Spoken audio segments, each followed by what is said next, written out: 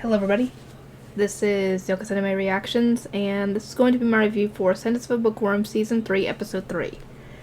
I've gotten up to the current episodes, except for I think the latest one, I think, for the English dub. But this is where we get introduced to, dang it. That's next episode. This is the end of the episodes when we get introduced to him. However, we have the dedication ceremony in this episode, and apparently it goes well.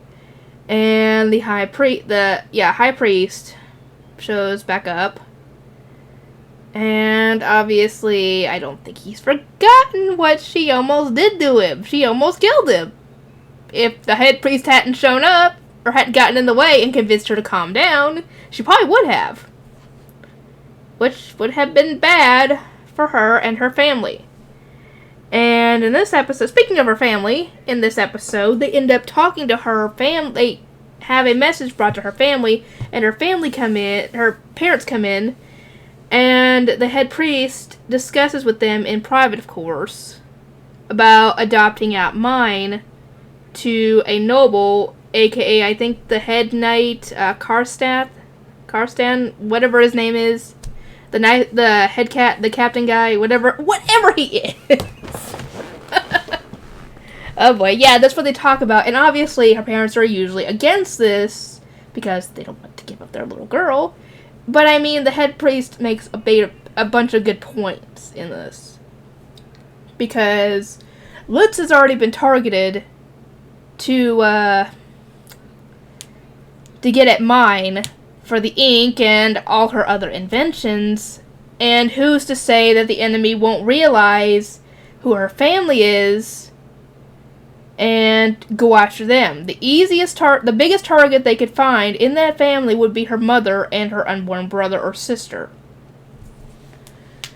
So that would be the biggest reason for Mine to try and get herself adopted by Karstaff, because he will be able to protect her, her family would stay safe, and they can maybe she'll still get to see them at times.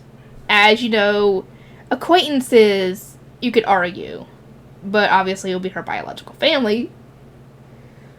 But obviously, because like I said, they were against this from the beginning, but then the head priest gave him the reasons that, yeah, it's the best for her safety, not only their safety as well, and the fact that, if Mine's powers go out of control, her mana goes out of control, she could be seen as a danger to herself and others around her, and they obviously don't want her to put her family in danger, but the nobles would be able to handle her a bit easier, and worst case, if they see her as a danger to everybody, then they would kill her, of course. And obviously, they don't want that, so they're trying to get her in the best position that they could put her in for her safety and for, the whole mana thing with the church, because they still need her mana. And whoever is responsible for all this would be less likely, not guaranteed, obviously, it'd be less likely to go after Mine if they know that she is protected by nobility.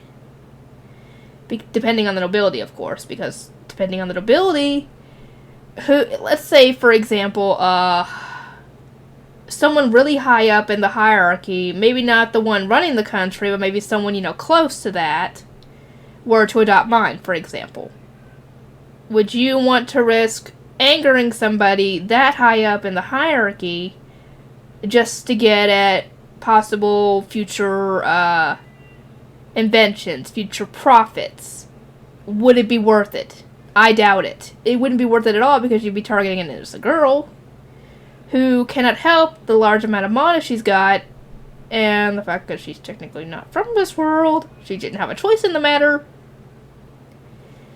But yeah, after some convincing, they actually agree. But this is going to happen at around age 10 when she attends the academy, which I'm guessing is a way to be able to control her. She's going to go there to be able to learn to control her mana better, or something along those lines. And yeah, this is definitely going to be an interesting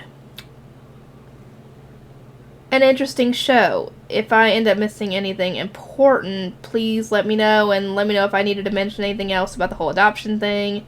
But then we get introduced to another priest, a blue robe priest that came in with Nightcap and Cardstand, or whatever his name is.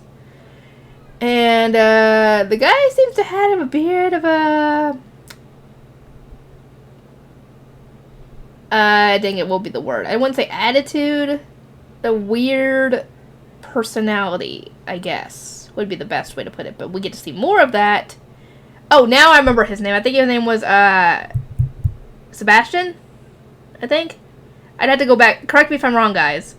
But I know who he really is. I know who he really is because I spoiled myself because I wanted to know more about who this guy freaking was. Because I was confused as to who he was, how he knew apparently the head priest, because apparently they know each other. And I spoiled myself. But apparently this comes out later. So, yeah. Anyway, I'll see you guys next time.